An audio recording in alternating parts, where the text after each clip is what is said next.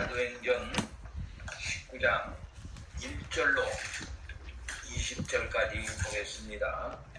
8절부터 22절까지 보겠습니다. 바울이 회당에 들어가 석 달 동안 담대히 하나님 나라에 관하여 강론하며 원면하되 어떤 사람들은 마음이 굳어 순종하지 않고 무리 앞에서 이 도를 비방하거늘 바울이 그 도를 떠나 제자들을 따로 세우고 두란노 성원에서 날마다 강론하니라. 2해 동안 이같이 하니 아시아에 사는 자는 유대인이나 헬라인이나 다 주의 말씀을 듣더라. 하나님이 바울의 손으로 놀라운 능력을 행하게 하시니 심지어 사람들이 바울의 몸에서 손수건이나 앞치마를 가져다가 병든 사람에게 얹으면 그 병이 떠나고 악기도 나가더라. 이에 돌아다니며 마술하는 어떤 유대인들이 시험삼아 악기 들린 자들에게 주 예수의 이름을 불러 말하되 내가 바울이 전파하는 예수를 의지하여 너에게 명하노라 하더라. 유대인이 한 제사장 스게와의 7 아들도 이 일을 행하더니 악귀가 대답하여 이르되 네가 예수도 알고 바울도 알거니와 너희는 누구냐 하며 악귀 들린 사람이 그들에게 뛰어올라 물러 이기니 그들이 상하여 벗은 몸으로 그 집에서 도망하느니라. 에베소에 사는 유대인과 헬라인들이 다 이 일을 알고 두려워하며 주 예수의 이름을 높이고 믿는 사람들이 많이 와서 자복하여 행한 일을 알리며 또 마술을 행하던 많은 사람이 그 책을 모아 가지고 와서 모든 사람 앞에서 불사르니 그 책 값을 계산한 즉 은 5만이나 되더라. 이와 같이 주의 말씀이 힘을 있어 흥왕하여 세력을 얻으리라. 이 일이 있은 후에 바울이 마게도니아와 아가야를 거쳐 예루살렘에 가기로 작정하여 이르되 내가 거기 갔다가 후에 로마도 보아야 하리라 하고 자기를 돕는 사람 중에서 디모데와 에라스도 2 사람을 마게도니아로 보내고 자기는 아시아에 얼마 동안 더 있으리라. 아멘. 사랑하는 성도 여러분, 일주일 동안 잘 계셨습니까? 때로는 몸도 불편한 일도 있었고 여러 가지 일도 있는 분들도 있습니다만은 하나님께서 여러분들을 보호하여 주시는 줄 믿습니다.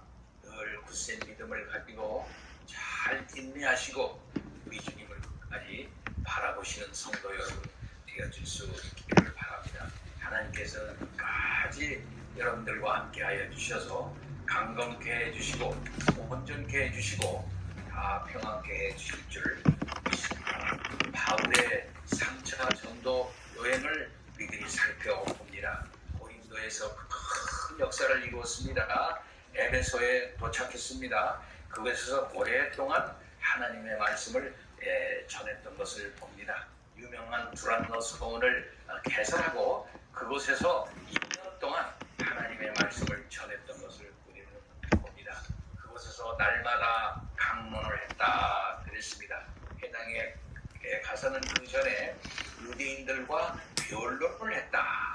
변론하고 또 구원하고 또 강론하고 했던 것을 우리가 다 지난번에 말씀을 들었습니다. 그렇게 되어질 때 유대인이나 헬라인이나 다 주의 말씀을 들었다. 그렇게 말씀을 했습니다. 여기까지 지난번에 말씀을 했습니다. 바울은 무엇보다도 하나님의 말씀을 먼저 전하는 것을 우선했던 것을 볼 수 있습니다. 그런데 하나님께서 이렇게 에베소에서 하나님의 말씀을 드러내게 때에 권능으로 바울 사도와 함께 했던 것을 우리들이 살펴보았습니다. 사도의 이적으로서 우리 주님께서 그와 함께 했던 것을 보는 것이죠. 우리가 복음서에서 예수의 이적을 봅니다. 또한 사도행전에서 사도의 이적을 봅니다. 이적은 다 같은 것입니다. 따라서 주님이 천상에서 지금 역사하고 있는 것이거든요. 그렇다고 본다면 예수의 이적이나 사도의 이적이나 다 같은 무게를 가지고 있다라고 하는 사실을 우리는 알아야 합니다. 예수님이 왜 이적을 행하셨습니까? 예수님이 진정코 하늘로부터 내려오신 하나님의 아들이다라고 하는 사실을 뒷받침해 주는 것이 이적이고, 또한 우리 주 예수 그리스도의 말씀이 진정한 하나님의 말씀이다라고 하는 사실을 뒷받침해 주는 것이 이적입니다. 따라서 이적은 그 자체의 목적이 있는 것이 아니고, 이적을 통해서 예수님이 누구신가, 예수님이 어떤 분이신가 라고 하는 사실을 밝혀내는 것입니다. 뿐만 아니라 사도도 마찬가지인 것이죠. 사도행전에 이적을 사도가 일으키게 되는데, 이것은 하늘에 계신 우리 주님께서 사도들을 통해서 지금 말씀하고 있는 상황입니다. 사도들을 통해 가지고 세상 가운데 지금 그의 진리를 편만히 펴 나가시는 그런 과정에 있는 거거든요. 그런 점에서 사도들의 복음, 사도에게 맡긴 그 복음이 진정 하나님의 말씀이다. 사도라고 하는 것은 진정 우리 주님으로부터 온 사람이다 라고 하는 사실을 이 이적을 통해서 뒷받침해주고 있는 것이다 라고 말할 수 있습니다. 그 이적이 놀라워요. 우리 주님이 이 세상에 있었을 때에도 그런 일이 없었어요. 그런 일을 여기서 행하고 있는 것을 볼 수 있습니다. 여기 이 11절 말씀 보면 하나님이 바울의 손으로 놀라운 능력을 행하게 하시니라고 이렇게 말씀하고 있죠. 이 말씀에서 누가는, 이 본문의 저자인 누가는 이 능력의 출처를 분명히 하고 있는 것을 볼 수 있습니다. 그러니까 하나님이 행하게 했다, 하나님이 행하게 했다라는 것이죠.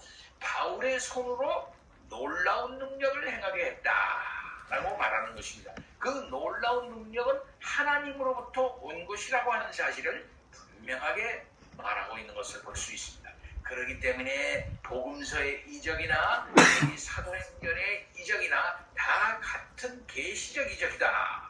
계시적인 이적이고 놀라운 하나님의 능력을 드러내는 이적이라는 사실을 우리는 알아야 되겠습니다. 어떤 사람은 아까 얘기한 것처럼 예수의 이적이 더 높고 조금 사도 베드로나 사도 바울의 그 이적은 조금 가치가 좀 덜한 것이다, 이렇게 칭하가 진다 라고 이렇게 생각하는 사람이 있어요. 그렇지 않아요. 계시적으로 볼 때는 다 같은 무게를 가지는 것이다 라고 하는 사실을 우리가 알 수 있습니다. 이런 점에서 볼 때에 복음서와 사도행전은 신약과 구약이 교차하는, 옛 언약과 새 언약이 교차하는 그런 국면이라 그랬어요. 옛 언약이 이제 물러가고 새로운 언약이 정립되어지는 그러한 그 교차되는 시기에 있었던 것이기 때문에 이런 이적이 있는 것이니까, 이런 이적이라고 하는 것은 아주 특수한 이적이다라고 하는 사실을 우리는 알아야 되는 것입니다. 따라서 예수님이 하늘에 올라가셨고, 그리고 사도가 또 전승되지 아니하고 사도가 이제 하나님의 말씀을 기록을 하고 이제 마치게 되는 것이죠. 그리고 사도는 계속 있지 않아요. 한 번으로 특수한 직분이 이제 그만두는 것입니다. 그러고 난 다음에는 그 이적, 이 사도적 이적도 이제 없어지게 되는 것이죠. 하나님께서 그런 이적을 행하지 않으시게 되는 것입니다. 그러나 여기서는 바울의 손에 놀라운 능력을 행하게 하시어서, 여기 보면 심지어 사람들이 바울의 몸에서 손수건이나 앞치마를 가져다가 그랬어요. 병든 사람에게 얹으면 그 병이 떠나고 악기도 나가더라 그랬어요. 바울이 그렇게 한 게 아닙니다. 사람들이 그렇게 한 거예요. 사람들이 바울의 몸에서 손수건이나 앞치마를 가져다가, 고대 사람들이나 현대 사람들은 어떤 능력자, 권능자가 있으면 그 권능자에게 접촉하는 것, 또는 그 권능자가 가지고 있는 물건이 어떤 신기가 있다 이렇게 생각하는 거예요. 그래서 우리가 알다시피 그 혈류병 걸린 여자도 속에 그 옷자락이라도 접촉을 하려고 했던 것이에요. 옷자락 자체에 무슨 능력이 있는 게 아닌데도 그렇게 하는 거든. 그들의 믿음이 그런 거예요. 그래서 거룩한 곳에 들어가려고 합니다. 그래서 저기가 거룩한 곳이야, 거룩한 장소를 자기네들이 설정해놓고 그런가 보다 하고 성과 속을 나눠놓고 이 속에서 거룩한 곳으로 들어가려고 해요. 그래서 보통 거룩한 곳은 저 높은 곳에 있다. 높은 곳은 어디냐? 세속과는 다르다. 하늘이 높은 곳에 있으니까 세상에서 가장 높은 곳은 산이다. 근데 산 위에다가 어떤 제단을 만들어 놓고 가면은 그 신에게 접촉할 수가 있다, 이렇게 생각을 해서 자꾸 산으로 올라가는 거예요. 그래서 거룩한 곳으로 자꾸 접촉해서 올라가려고 하는 거예요. 그래서 그쪽으로 내려오면 내려올수록 속한 곳이고 올라가면 올라갈수록 거룩한 곳이다, 이렇게 생각하는 거예요.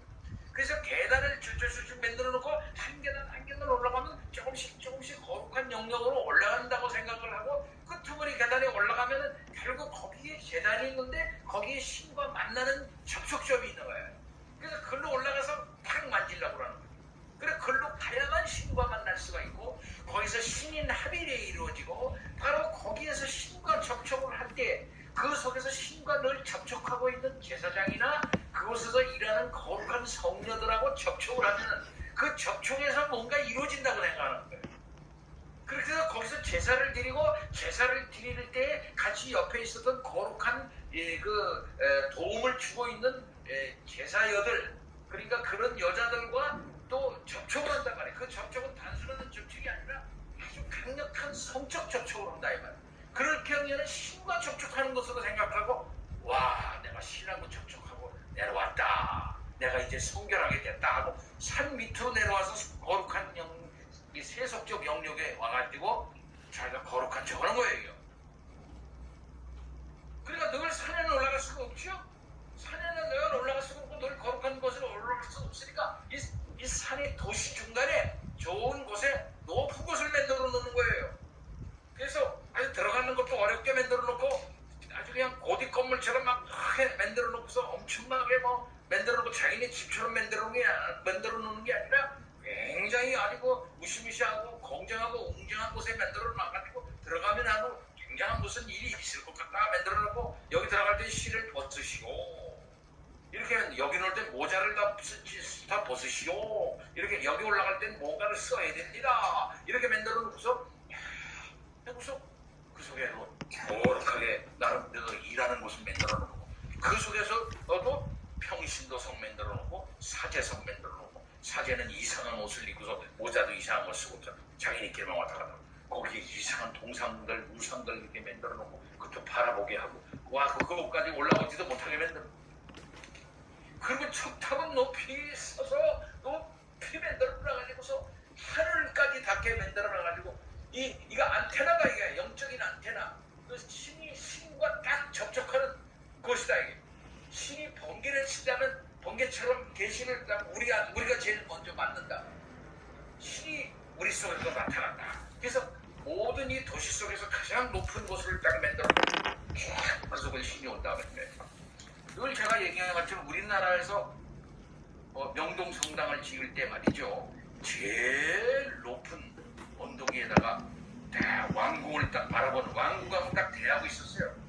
이렇게 왕궁 그 경복궁에 그 왕이 거하는 그 저기하고 딱 이렇게 대립되게 딱 북쪽이었잖아. 북쪽방이 똑같아요. 북쪽방으로 딱 서서 제일 높은 곳에 올렸어요. 그래 거기다 척탑을 딱 올렸어요. 이렇게 그래가지고 우리나라 조선 집에 아니 우리나라 왕궁 경회로보다 높으면 안 된다. 경회로보다 높으면 안 된다. 대단하게 했는데도 프랑스의 힘을 빌려가지고서 무슨 소리야? 불국에서 하는데 프랑스 불국이라고 불국에서 하는 데서 그걸 갖다 어거지로 해가지고 높인 거예요. 영동 그치 누른다 이게 자기가. 굉장히 교만한 건축이었어요. 그 철학이 들어있었던 겁니다. 일부러 그렇게 한 거예요. 조선 우리나라는 그렇게 하지 말라고 굉장히 별해가면서 그렇게 했지만은 억지로 프랑스의 힘을 빌려가지고 그렇게 한 거예요. 이렇게 거룩한 영역을 만들어 놓고서 자기네들이 그 속에 들어가고 그와 접촉을 하면 뭔가 된다. 그러니까 우리가 알다시피 교황이 우리나라에 왔을 때에 여의도 광장에서 하실 때에 제가 그랬지 않습니까?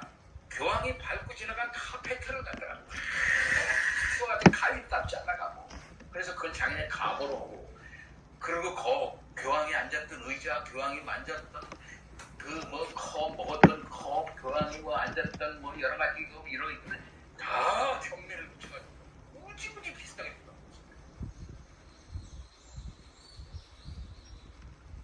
옛날이나 지금이나 똑같은 겁니다. 이게 우상심리라는 거예요.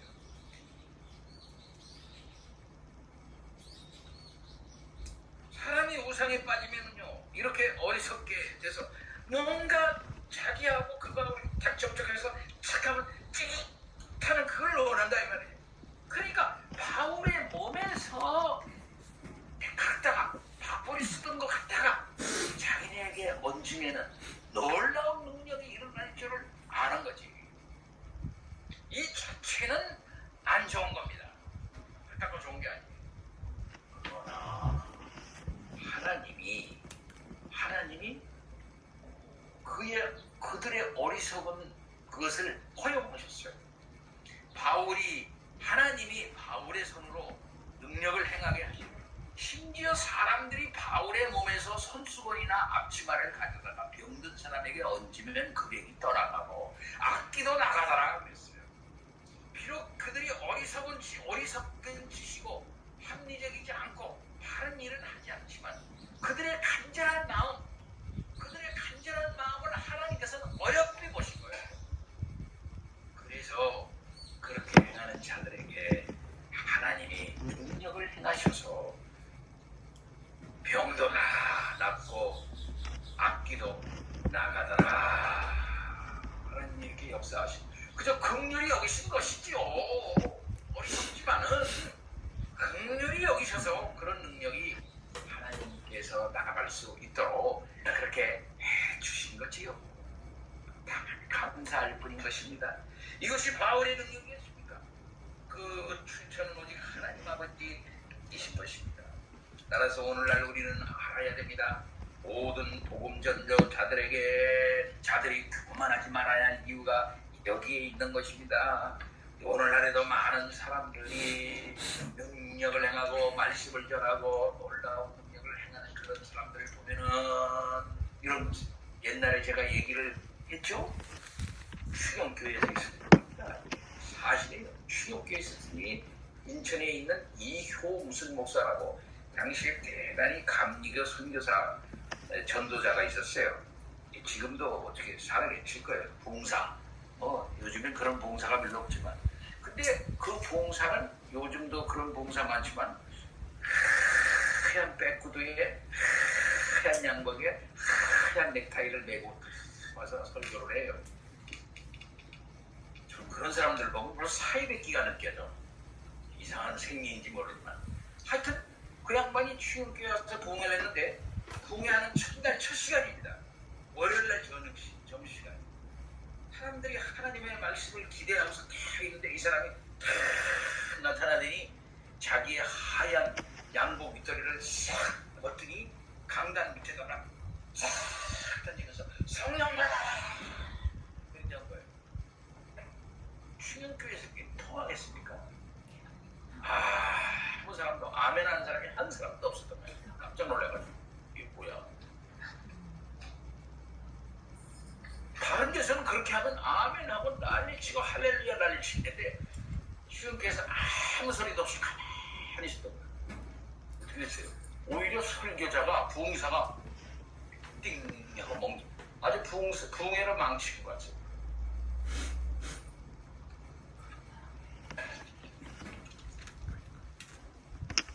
하나님께서 행하시는 능력을 자기가 행할 수 있다고 사유화해가지고 그렇게 하려고 하는 그런 사람들이 곧 사이비끼가 있는 전도자들일 것입니다.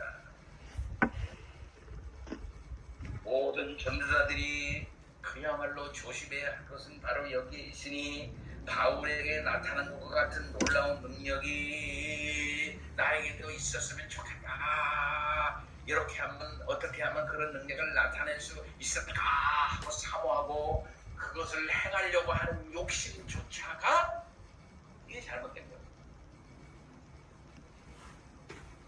이것은 하나님께서 특별하게 주신 능력이고 그때 그들에게 특별하게 행하신 이적이며 바울도 맨날 이렇게 한 게 아니거든. 바울에게 설교할 때마다 맨날 이렇게 나타나는 게 아니다 이 말이에요.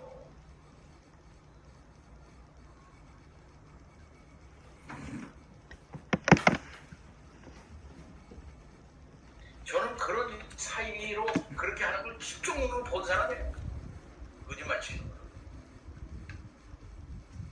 약속을 딱 해놓고 자기 미리 설교하기 전에 자기 미리 약속을 딱 해놓고서 말해. 내가 이렇게 할 때 이런 것을 이렇게 아이고 내가 이거 아팠는데 이렇게 하라고 그렇게 딱 정해놓고서 이 사람이 여기서 그렇게 했습니다. 기계처럼 일어나가지고 할렐루야 하면서 거짓말 치는 거. 눈으로 똑보기 못 사람이에요. 완전히 사기치는 거죠.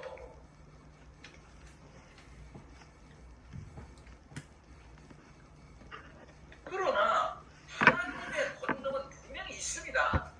하나님의 권능이 사도시대에도 있었어요.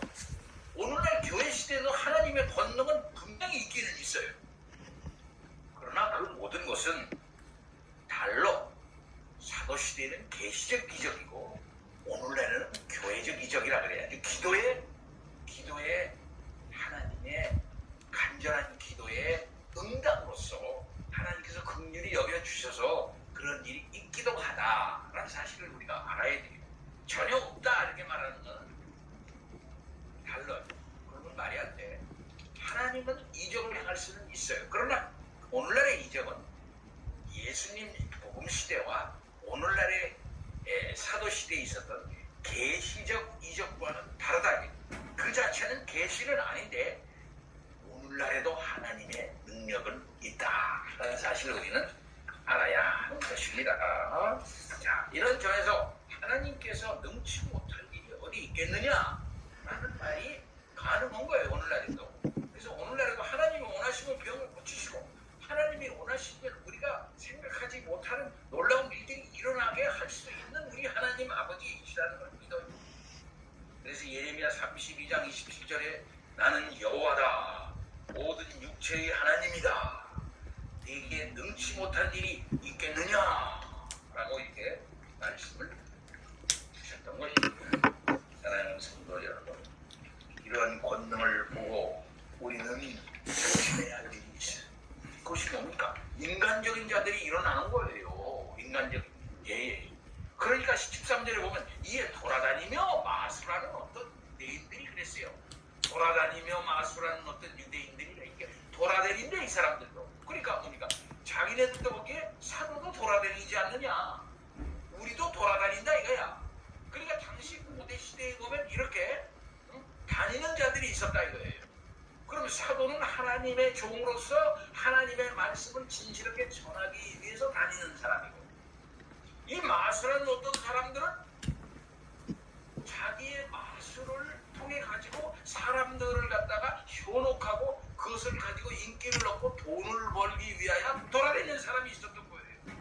그러니까 이 둘이 뭡니까? 민간에서는 야, 저 사람이 옳으냐 이 사람이 옳으냐 어떤 것이 진실하냐 어떤 것이 능력 있느냐 이게 시험 삼는 일이 생기지 않겠어요? 그러니까 돌아다니며 마술하며 다니는 유대인들이 당시 많이 있었고 그 외에 다른 사람들이 많이 있었는데 그들이 볼 때 이 바울이 그런 일을 행하면서 많은 사람들의 마음을 이렇게 사로잡아 가니까 야 이거 안 되겠다. 바울한테 저 사람들한테 사람들이 인기가 가면 우리한테 오는 사람도 없고 우리 극장에 오는 사람이 없다. 우리가 뭘 가지고 먹고 살 수가 있겠냐. 이런 생각을 할 수가 있겠죠. 이것은 아주 경제적인 것이고 정치적인 욕구에서 나오는 거예요. 그러니까 그들이 나선 거지. 그들이 딱 나서가지고서 우리도 바울처럼 할 수 있다 말이야. 이렇게 나선 거예요. 이것은 영적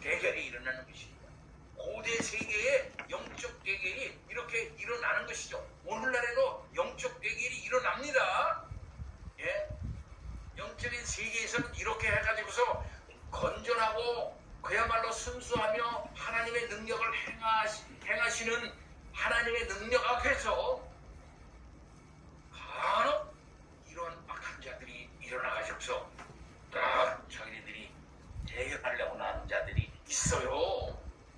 예, 이것은 많은 역사적인 선교 현장 속에서 이런 일들이 많이 일어나는 것을 저는 많이 책으로 많이 보았습니다. 심지어 그들이 돌아다니며 마술을 하는데 시험 삼아 그랬다. 시험 삼아 말이 됩니까? 시험 삼아 했다는 게 시험 삼아. 예. 이거는 망령되이 이렇게 번역이 될 수도 있어요. 시험 삼아 망령되게 악기 들린 자들에게 주 예수의 이름을 불러 말하되 내가 바울이 전파하는 예수를 의지하여 너희에게 명하노라 하노라. 예. 그 중에는 유대의 한 제사장 스가와의 일곱 아들도 이 일을 행한다 그랬어요. 그러니까 이 제사장들 타락한 거지. 유대의 한 제사장이 이게 진짜 제사장인지 알 수도 없지만 타락한 제사장이야. 타락한 제사장이 이러고 돌아다니고 있어. 그 자손들이 그러고 돌아다니고 있어요. 그러니까 얼마나 유대교가 타락했었는가, 당시 1세기 유대교가 영적으로 얼마나 타락했었는가 하는 사실을 알 수가 있어요. 마술이나 하고 돌아다니기만 해요. 하나님의 이름으로 돈 벌러 돌아다니고 인기가 차지하고 돌아다니고 그런 것이죠. 우리가 알다시피 사사기 시대에 타락했을 경우에 아무나 제사장 되고 돌아다니면서 우상 숭배하고 하나님의 진리를 갖다 어그러뜨리고 하나님이 하라고 하지 말라는 거 보고 돌아다니는 그런 자들이 있지 않습니까? 이런 자들이 일어나고, 근데 그런 자들이 뭐라고 말하는 거야? 내가 바울이 전파하는 예수를 의지하여 자기네들 의지하지도 않으면서 믿지도 않으면서 시험 삼아 그랬단 말이야. 시험 삼아 말이 돼. 이것이 망령되이 하나님을 일컫는 것이옵시다. 십계명을 전적으로 어기는 것이고 이것은 신성 모독하는 것이고 하나님의 권능을 빙자해가지고 이렇게 하는 것이죠. 하나님의 아들을 모독하게 하는 것이죠. 예, 복음의 극단적인 반대가 이루어지는 것입니다. 이런 상황이 얼마나 우리 선교 현장에서 많이 이루어지고 있습니까? 바울이 전파하는 예수를 의지하여 너희에게 명한, 자기가 무슨 그런 권능이 있어? 명할 수 있는 게 있어요? 그러니까 악귀에게 명했죠. 악귀가 대답하여.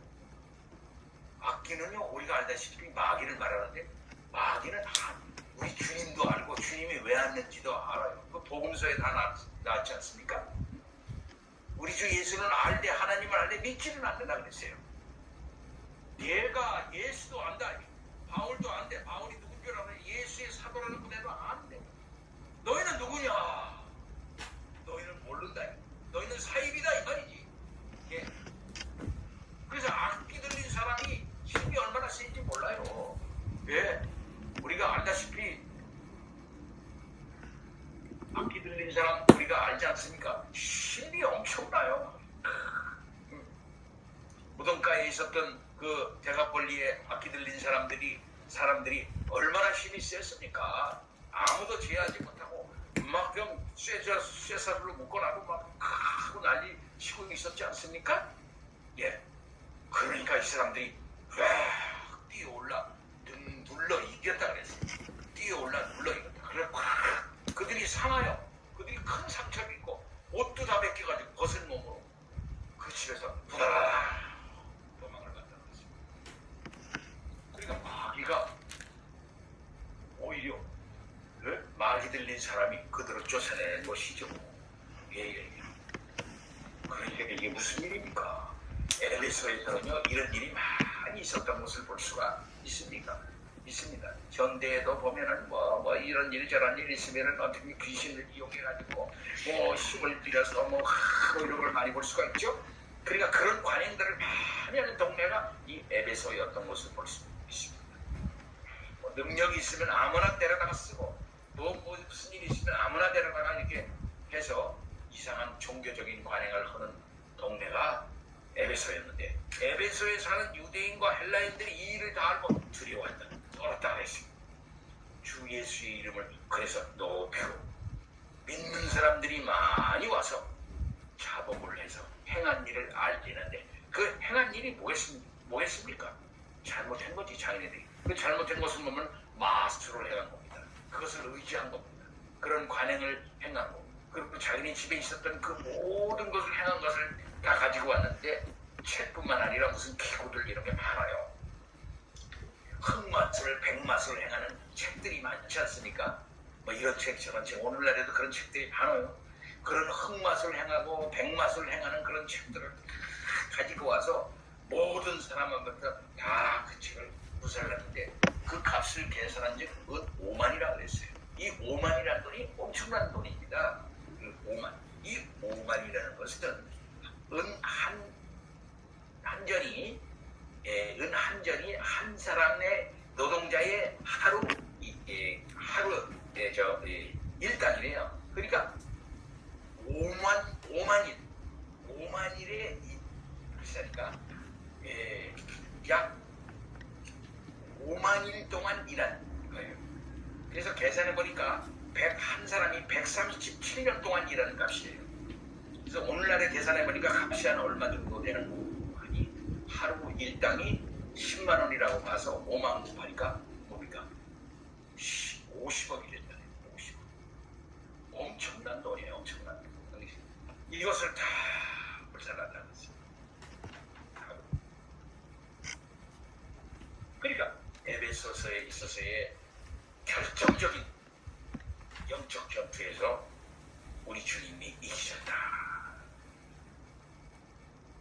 주의 말씀이 힘이 있게 된다. 흥왕하게 된다. 세력을 얻었다. 세력. 그래서 에베소에서 놀라운 영적 승리를 할 수 있게 되었다. 우리가 알다시피 에베소는 굉장히 중요한 도시지 않습니까? 당시의 로마 세계의 5대 도시 지난번에 얘기한 거죠. 5대 도시.